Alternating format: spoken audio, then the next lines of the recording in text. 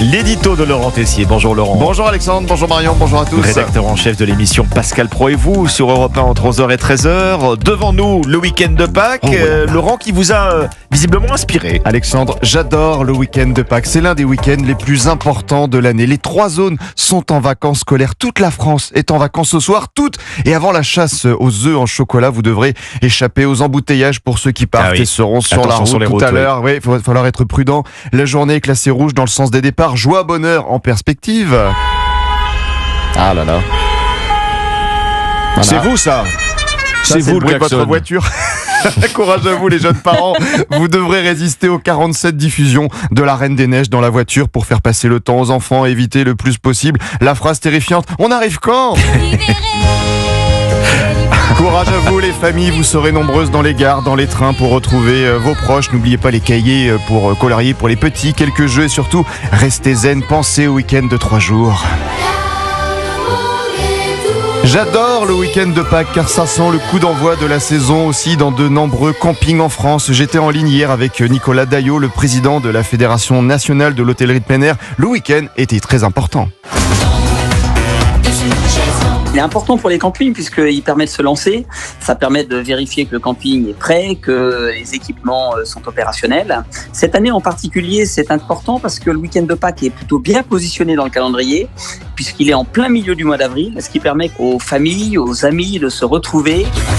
J'adore le week-end de Pâques, le samedi, les derniers achats de poules en chocolat, des lapins, des œufs. Vous aimez, vous adorez, je sens. Les petits poissons, chocolat noir, chocolat au lait. Trop dangereux. Noir.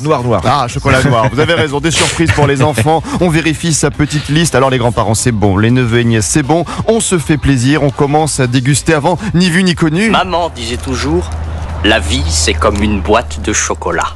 On ne sait jamais sur quoi on va tomber. Ah, chocolat, dès que vous dites ce mot si doux, le cerveau nous envoie un message. J'en veux! À Pâques, et les ventes, Alexandre, représentent 331 millions d'euros. Nous sommes l'un des pays qui a la consommation la plus élevée. 7 kilos par personne par an. Nous sommes très gourmands. J'adore le week-end de Pâques parce que l'on retombe en enfance. Vous êtes parents, vous vous levez très tôt le dimanche matin, une petite doudoune direction le jardin pour la mission.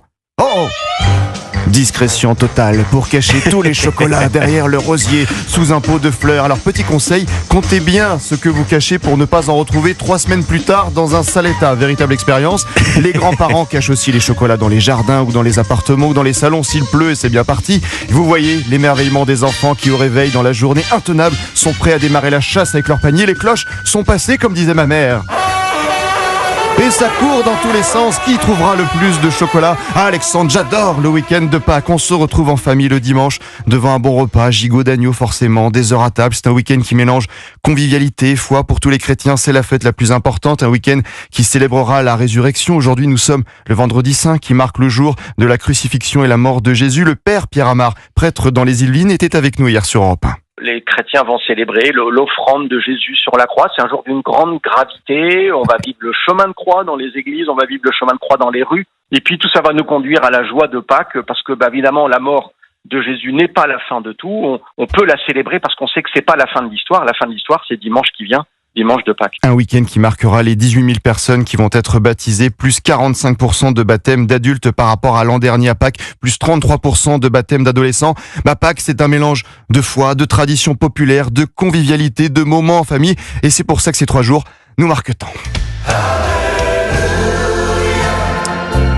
Dites-moi, elles font un drôle de bruit, vos cloches de Pâques chez vous, Laurent. Avec ce petit bruit de chasse à courre. C'était des corps de chasse plutôt. J'ai hâte, vivement dimanche matin. On les entend venir aussi, ceci dit. Laurent Tessier. Coup d'envoi. Voilà, le petit retour. Merci Laurent Tessier, Pascal Pro et vous, à partir de 11h. À tout à l'heure. À tout à l'heure, Europe 1, Laurent.